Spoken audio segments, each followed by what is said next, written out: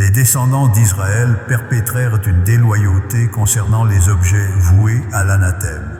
Akan, fils de Carmi, fils de Zabdi, fils de Zérach, de la lignée de Juda, s'appropria des choses consacrées, et le courroux de Yahweh s'embrassa contre les fils d'Israël.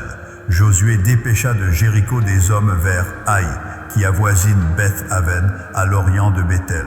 Il leur enjoignit: gravissez et scrutez la contrée. Et ces hommes s'élevèrent et explorèrent Haï.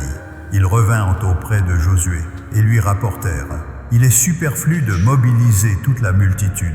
2 ou 3 milliers de combattants suffiront pour terrasser Haï. N'impose pas cette épreuve à l'ensemble du peuple, car ils sont en nombre restreint. Environ 3 milliers d'hommes s'ébranlèrent, mais ils battirent en retraite devant les habitants d'Haï. Les gens d'Haï leur ôtèrent la vie à environ 36 hommes. Ils les pourchassèrent depuis le portail jusqu'à Shebarim et les défirent dans la déclivité. Le peuple fut atterré et perdit toute vaillance. Josué lacéra ses vêtements et se prosterna jusqu'au crépuscule, le visage contre terre devant l'arche de Yahweh, lui et les anciens d'Israël, et ils s'aspergèrent le chef de poussière. Josué s'exclama: hélas, Seigneur Yahweh, pourquoi as-tu fait franchir le Jourdain à ce peuple pour nous livrer aux mains des Amoréens et causer notre perte? Oh, si nous avions eu la sagesse de demeurer de l'autre côté du Jourdain, de grâce, Seigneur, que proférerais-je après qu'Israël a tourné le dos devant ses adversaires? Les Cananéens et tous les résidents de la contrée en seront informés. Ils nous encercleront et ils feront s'évanouir notre nom de la surface terrestre. Et comment défendras-tu la gloire de ton illustre nom? Yahweh déclara à Josué: redresse-toi. Pourquoi demeures-tu ainsi prosterné sur ta face? Israël a transgressé. Ils ont enfreint mon alliance que je leur avais prescrite. Ils se sont appropriés des objets voués à l'anathème. Ils les ont dérobés et ont dissimulés, et ils les ont scellés parmi leurs possessions. Aussi les fils d'Israël ne peuvent-ils résister à leurs adversaires. Ils tourneront le dos devant leurs ennemis, car ils sont sous l'anathème.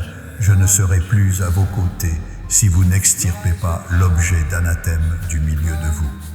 Lève-toi, purifie le peuple. Tu proclameras: purifiez-vous pour demain, car ainsi s'exprime Yahweh, le Dieu d'Israël. Il y a un objet d'anathème en ton sein, Israël. Tu ne pourras tenir tête à tes adversaires jusqu'à ce que vous ayez éliminé l'objet d'anathème du milieu de vous. Vous vous présenterez à l'aurore selon vos tribus, et la tribu que désignera Yahweh s'avancera par famille, et la famille que désignera Yahweh s'avancera par maison patriarcale, et la maison que désignera Yahweh s'avancera homme par homme. Celui qui sera désigné comme s'étant approprié ce qui était voué à l'anathème sera consumé par les flammes, lui et toutes ses possessions, pour avoir transgressé l'alliance de Yahweh et perpétré une infamie en Israël. Josué se leva à l'aurore, et il fit s'avancer Israël selon ses tribus, et la tribu de Juda fut désignée. Il fit s'avancer les familles de Juda, et la famille de Zérach fut désignée. Il fit s'avancer la famille de Zérach par maison, et Zabdi fut désigné. Il fit s'avancer la maison de Zabdi homme par homme, et Akan, fils de Carmi, fils de Zabdi, fils de Zérach, de la tribu de Juda, fut désigné. Josué s'adressa à Akan: mon fils, rends hommage à Yahweh, le Dieu d'Israël, et rends-lui gloire. Révèle-moi donc ce que tu as perpétré, ne me le dissimule point. Akan répliqua à Josué et confessa: il est véridique que j'ai péché contre Yahweh, le Dieu d'Israël, et voici mes actes. J'ai aperçu dans le butin un somptueux manteau de Shinéar, 200 cycles d'argent, et un lingot d'or du poids de 50 cycles. Je les ai convoités, et je m'en suis emparé. Ils sont enfouis dans la terre au cœur de ma tente, et l'argent gît dessous. Josué dépêcha des émissaires qui accoururent à la tente, et voici, Les objets étincelaient dans la tente d'Akan et l'argent reposait dessous.